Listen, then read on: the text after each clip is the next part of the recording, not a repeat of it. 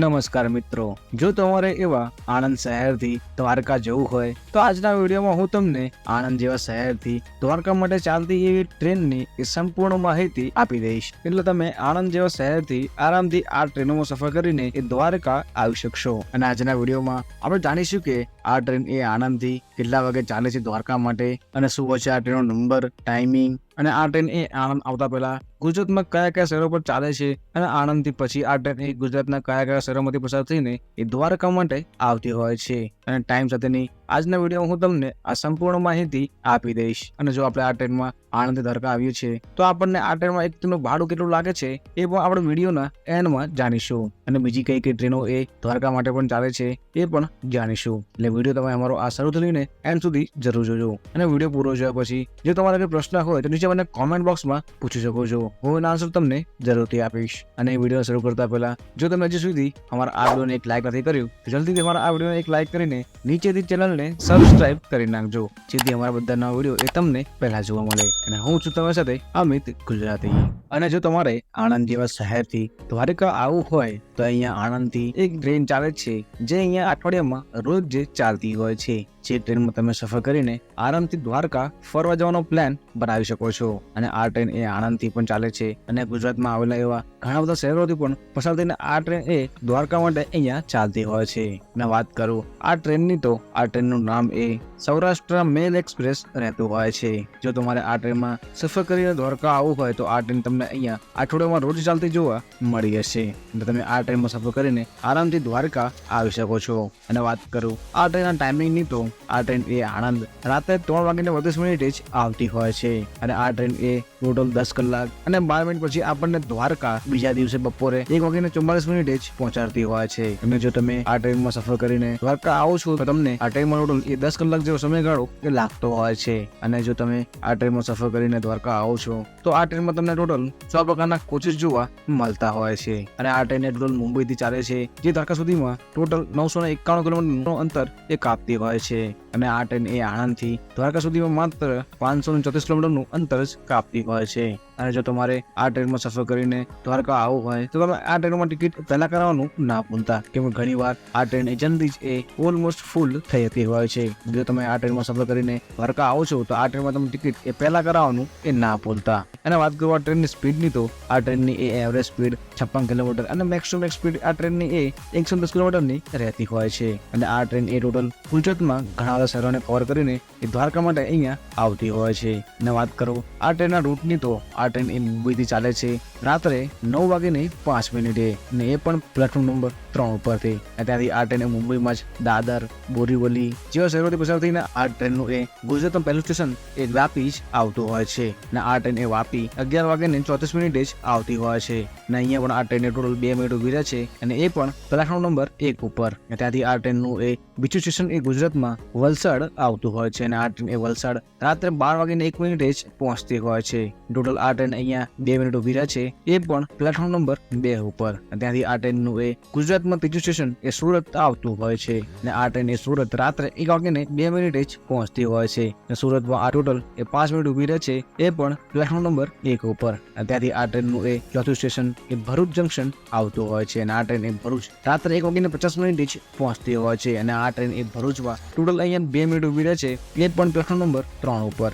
ત્યાંથી આ ટ્રેનનું એ પાંચમું સ્ટેશન એ વડોદરા જંકશન આવતું હોય છે. અને આ ટ્રેન એ વડોદરા રાત્રે 2:52 આવતી હોય છે. અને આ ટ્રેન અહીંયા ટોટલ એ 5 મિનિટ ઉભી રહે છે, એ પણ પ્લેટફોર્મ નંબર 6 ઉપર. ત્યાંથી આ ટ્રેન એ આણંદ જંકશન આવતી હોય છે. અને આ ટ્રેન એ ટોટલ આણંદ એ 3:30 આવે છે. અને આ ટ્રેન એ આણંદમાં ટોટલ અહીંયા 2 મિનિટ ઊભી રહેતી હોય છે. અને જો તમે આ ટ્રેનમાં સફર કરીને આણંદથી આવો છો તો આ ટ્રેન એ આણંદમાં પ્લેટફોર્મ નંબર 3 ઉપર જ આવતી હોય છે. અને આ ટ્રેન એ આણંદથી રાત્રે 3:32 ચાલે છે, જે ગુજરાતમાં નડિયાદ જંકશન આવે છે. અને આ ટ્રેન નડિયાદ રાત્રે 3:47 જ આવતી હોય છે. ત્યાં પણ આ ટ્રેન એ 2 મિનિટ ઉભી રહે છે, એ પણ પ્લેટફોર્મ નંબર 2 ઉપર. ત્યાંથી આ ટ્રેનનું એ આગળનું સ્ટેશન એ અમદાવાદ જંકશન આવતું હોય છે. અને આ ટ્રેન એ અમદાવાદ સવારે 5 વાગે જ પહોંચતી હોય છે. અને આ ટ્રેન અહીંયા અમદાવાદમાં ટોટલ એ 10 મિનિટ ઉભી રહે છે, એ પણ પ્લેટફોર્મ નંબર 1 ઉપર.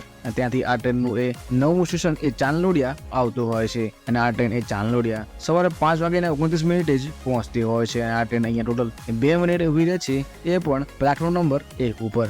ત્યાંથી આ ટ્રેન વિરમગામ જંકશન આવે છે અને આ ટ્રેન એ વિરમગામ જંકશન સવારે 6:30 જ પહોંચતી હોય છે અને આ ટ્રેન એ વિરમગામમાં ટોટલ અહીંયા 2 મિનિટ ઉભી રહે છે.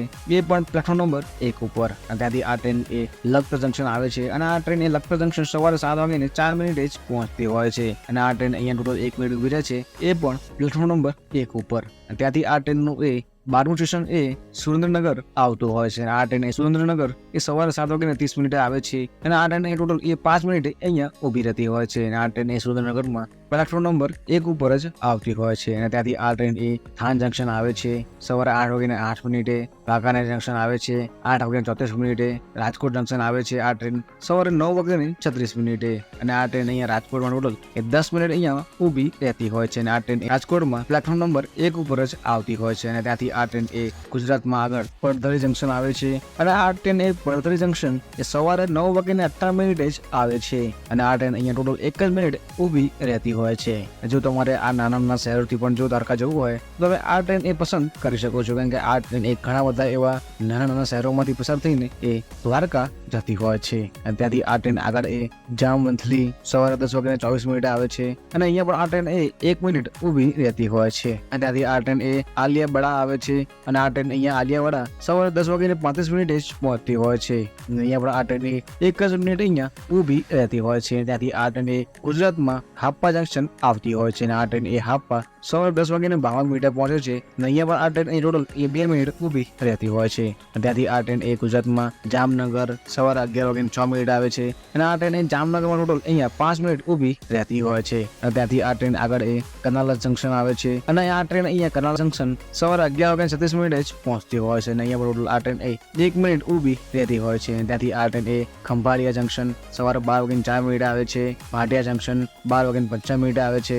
દ્વારકા જંકશન આ ટ્રેન એ બપોરે 1:44 જ પહોંચતી હોય છે અને દ્વારકામાં આ ટ્રેન અહીંયા ટોટલ 5 મિનિટ ઊભી રહે છે અને ત્યાંથી આ ટ્રેન એ ઓખા જતી હોય છે અને ટોટલ આટલા બધા શહેરોમાંથી આ ટ્રેન એ પસાર થઈને એ દ્વારકા અહીંયા આવતી હોય છે. જો તમારે ગુજરાતના આ કોઈ પણ શહેરથી દ્વારકા આવવું હોય તો તમે આ ટ્રેન એ પસંદ કરી શકો છો. ગુજરાતમાં આ ટ્રેન ટોટલ આટલા બધા શહેરો પરથી પસાર થઈને એ દ્વારકા માટે અહીંયા ચાલતી હોય છે.